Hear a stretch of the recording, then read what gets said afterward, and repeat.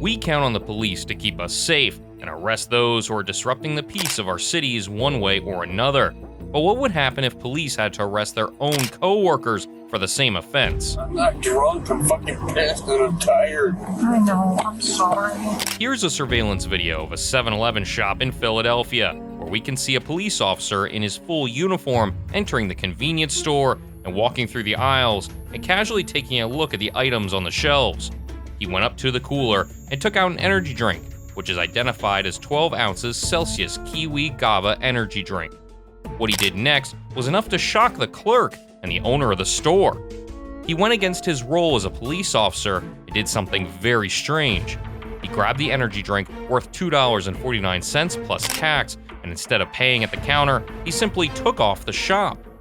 According to the owner and his wife, they first gave him the benefit of the doubt that he must have forgotten to pay, but when the owner followed him outside the shop to remind him, he just ignored and went away. Owner is a staunch police supporter, but this happening disappointed him very badly, and he expressed his remorse. Stealing. Law enforcement is supposed to be here to help us, to protect us, not to take away from us something. So that was very shocking for me. He contacted the police officers of Philadelphia Police and showed them the CCTV footage of the whole incident. Vote for that. A police spokesman says the 25th district officer, whose name they are not releasing because he's not been charged, is under investigation for allegedly shoplifting. Police officers used to stop by the store to apologize to the owner, which evidently showed the embarrassment caused by that police officer to the whole cop community. This is not the only embarrassing moment for the police force. Sometimes certain officers take their abuse of power to such extremes that even their fellow officers are not immune to their toxic misuse. At least that cop didn't hurt anyone, unlike the cop in the next video, Officer Police, who even assaulted another officer. This questionable incident happened in November of 2019, but this body cam footage surfaced in January 2020 when police were called to a convenience store at Sunset Strip where J. Bernard Similian was said to have battered several people. According to Police Chief Anthony Rosa, Similian was resisting the cops when they were trying to put him into the patrol vehicle. Car! All right, just get in the car. Can y'all just tell her to stop? When the suspect was secured in the police vehicle, the Sergeant Christopher Police approached and initiated a heated verbal exchange with the suspect, which only served to escalate the already tense situation instead of calming things down. Sergeant Police was also holding up a pepper spray to the suspect's face, but fortunately, he didn't use it, according to the police chief. This is when a nearby lady officer sensed the escalation of the events and intervened by pulling the sergeant back by holding his belt to take him away from the suspect and the vehicle. Police then turned and forcibly grabbed her by the neck, shoving her backward with aggression. Get into the car. Ah, miss, can you stop pulling the car? Just get in the car and you'll be fine. Get in the car. Get in the car. Put in the car. Do what you gotta do. No. The video then shows Sergeant Police stormed back to the squad car, slamming the door shut and pointing angrily while yelling at the officer who was attempting to de-escalate the situation. Following the disturbing incident, police was relieved of duty. An all-duty cop can abuse power and be criminally negligent, as was the case with Officer Hernandez in the next footage. Around midnight on Sunday, New Mexico State Police arrested Officer Jordan Hernandez after a state trooper spotted him speeding down Bobby Foster Road in his patrol vehicle. Hernandez was clocked at over 100 miles an hour, swerving off the road multiple times before being apprehended. How's it going? Good, how are you? Good. What's the hurry? I'm just in my way to work. I have like 11 minutes left. You have 9 minutes left? Yeah, I Okay. went that. Okay, and also you're not staying in your lane. I'm sorry, boss. I have a low tire. Sergeant LaFave discovered APD Officer Jordan Hernandez fully uniformed behind the wheel. When questioned, Hernandez claimed he was rushing to make it to his midnight shift on time.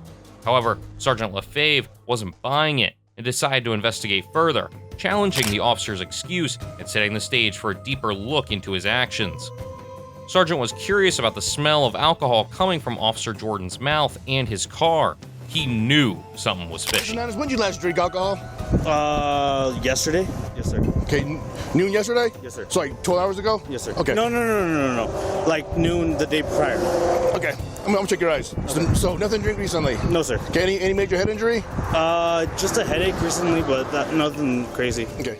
Officer Hernandez failed multiple sobriety tests, and the cherry on top, he refused breathalyzer, leading to his arrest on DWI charges along with 2 additional offenses that are overspeeding and failure to maintain his lane. If convicted of the aggravated DWI, Hernandez will face mandatory jail time. The district attorney could decide to pursue this charge before this case proceeds to court, setting the stage for potentially severe legal consequences for the officer.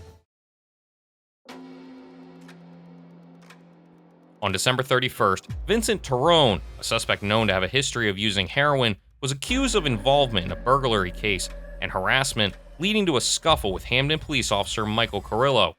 Tyrone tells Carrillo he threatened his family.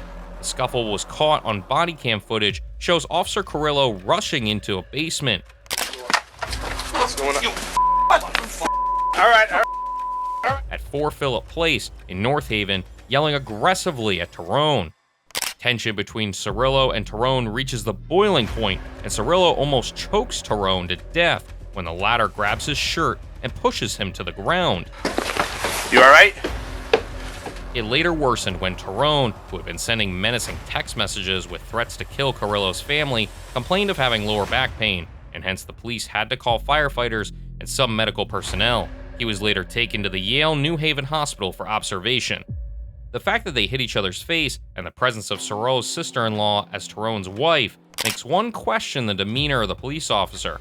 Therefore, charges of third-degree assault were preferred against Sergeant Cirillo, and he has been transferred to modified assignment while an internal investigation is ongoing, an indication of the difficulties faced by police agencies in policing their own officers. North Haven officers said Cirillo confessed to being part of the crime in a crying videotape confrontation taped while handcuffed. He was arrested and received a misdemeanor summons, and his case is set for a January 11th appearance in Meriden, where penalties for such conduct will be meted out. This rather concerning example serves to illustrate how the blurring between professional and personal lives of the officers affects both the society and the department as they grapple with the consequences. This simple domestic trouble situation turned tragic on February 4th, 2024, when Isaiah Ortiz Huaypino, a police officer with the Albuquerque Police Department, was accused of battering his girlfriend, whose identity has been withheld. This event happened a little after 8:28 p.m. when the victim's mother, who had noticed her daughter's worrisome messages to the police regarding an aggravated and violent confrontation. What's going on? You just have it. Just a domestic. When the police got to the scene, they met the victim, a woman who was obviously disturbed. She had an 11-year-old daughter with her, who was the eyewitness to the incident. The victim narrated how she and the accused damaged the kitchen items and engaged in the fight leading to the violence.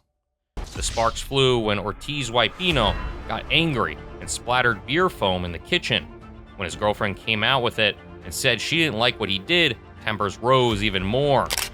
Realizing that the situation was getting tense, Ortiz Huaypino forced them into moving their argument to the bedroom, and that only escalated the situation. For instance, the girlfriend told the police that Ortiz Huaypino would violently throw her onto the bed. When this happened, her glasses fell from her face. She thus accused him of using physical aggression beyond the necessary ease by grabbing her sweatshirt and the back of her neck and hair. Subsequently, Ortiz Huaypino and his daughter left the residence. The victim became upset and was left feeling scared. The calls were numerous and incongruous. She immediately called her mother and described to her what had happened in the recent minutes. When the Rio Ranch police officers arrived and gathered information on the case, they found objective proof to the claimed fight. They observed that there was a red mark around the neck of the deceased, coupled with reddened skin at the chest part, which made them infer that the victim had been pushed. Furthermore, her hair was unkept, in agreement with statements that Ortiz Huaypino tore it. The victim also discovered her eyeglasses at the foot of the bed, thus supporting the scenario that played out during the attack. He has been charged with battery on a family member, actually. Due to the sensational and rather shocking nature of the occurrence, law enforcement officers were able to obtain an order of protection for the victim under an emergency request shortly after the crime took place. An arrest warrant for Ortiz Huaypino was later obtained, and he was arrested at the Metropolitan Detention Center. This horrifying incident triggers a lot of controversy and questions of law enforcement agents and their responsibility, or rather lack of it. Because as a police officer, Ortiz Huaypino was supposed to obey the law, not abuse it. Thus, people follow the trial phase, and in anticipation, they consider such important aspects of life and the need for protection for domestic violence victims. Jim Lujan, the sheriff in Rio Arriba County, is once again in deep trouble over sexual misconduct allegations with his former friend, the city councilor, Phil Chacun. The trouble started in 2017 when Lujan must have aided Chacun to evade the police during a chase and then directed his deputies to conceal it and warned them of dire consequences if they refused. Lujan currently stands accused of resisting, evading, or obstructing officers and is set to go to trial next month. From a criminal complaint filed by the then interim police chief Roger Jimenez, Lujan was found poorly groomed, barely dressed in his uniform, and looking intoxicated, thus was considered probably intoxicated. District Attorney Andrea Reeb accused Lujan of having sexually harassed her when she was a subordinate of Lujan, who was a sheriff at the time. Subsequently, in court, Kathleen McGarry Elwood sentenced to Lujan to imprisonment for a period of 2 years for intimidation and another period of 1 year for the concealment of a crime. 2 of Lujan's sons testified for him, portraying their father in the light of a dedicated former Marine and a public servant, quite in contrast to the picture painted by the prosecutors. This is not the first time a similar case is being reported in this area of Rio Arriba County. Former Sheriff Tommy Rodella began his term in federal prison in 2014 as a result of brandishing a firearm in an off-duty traffic confrontation. Rodella tried to appeal for his sentence to be lessened and was rejected. He is still 3 years and something to stay in prison. That rather begs the question of how Lujan sought to deceive its poor and distressed residents, and of how they are able to hold their officials accountable for their recent blatant fraud. If such a human rights activist goes to trial, more dirty secrets about his misconduct will come forward, and the concept of justice within the context of the powerful people will be put into question.